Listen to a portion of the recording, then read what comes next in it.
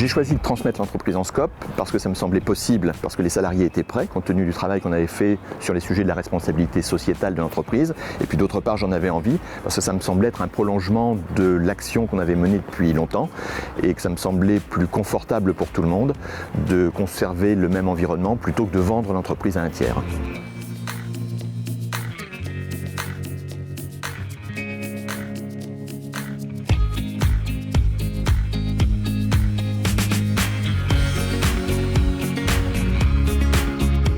RC2C, depuis 10 ans, travaille sur une démarche de responsabilité sociétale. Ça veut dire que concrètement, au quotidien, des groupes de travail ont été formés pour traiter des sujets métiers, mais aussi des sujets concernant la gouvernance, l'organisation interne. Et donc du coup, quand on a eu cette proposition de reprise d'RC2C en Scope, c'est effectivement avec beaucoup d'enthousiasme qu'on a accueilli cette nouvelle. Le format coopératif avec une dimension de management participatif a suscité beaucoup de réactions positives. On a une attention beaucoup plus grande de la part de tous les salariés au fonctionnement de l'entreprise et donc à sa rentabilité globalement. Et donc cette attention se traduit par une implication beaucoup plus grande. Alors avant de venir chez RC2C, j'avais jamais entendu parler de Scope et je trouve que c'est vraiment une très bonne idée.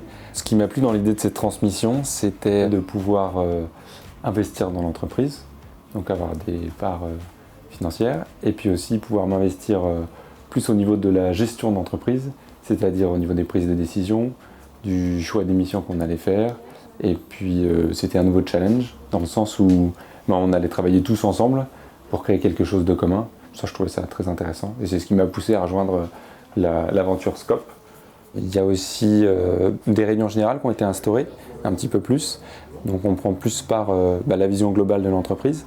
Ensuite, je trouve que l'ambiance est aussi plus productive et plus décontractée à la fois, parce qu'on travaille vraiment pour un projet global et tout le monde est plus impliqué.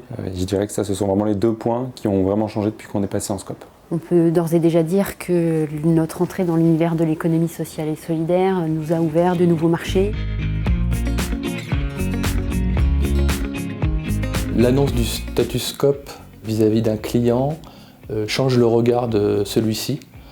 On est vu autrement, ça c'est clair. L'idée d'une entreprise qui ne travaille pas uniquement pour le profit de quelqu'un, d'actionnaire unique ou traditionnel on va dire, fait que ça interpelle et ça intéresse.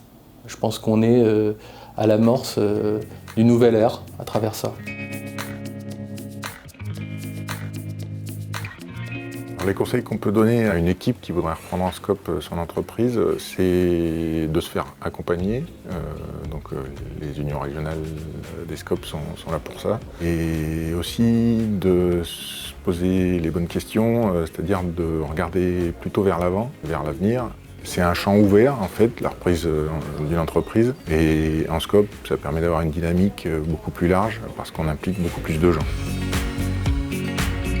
Un conseil ou une recommandation, ça serait de faire confiance aux collaborateurs de l'entreprise, de les accompagner très en amont sur la prise de responsabilité et vraiment confiance.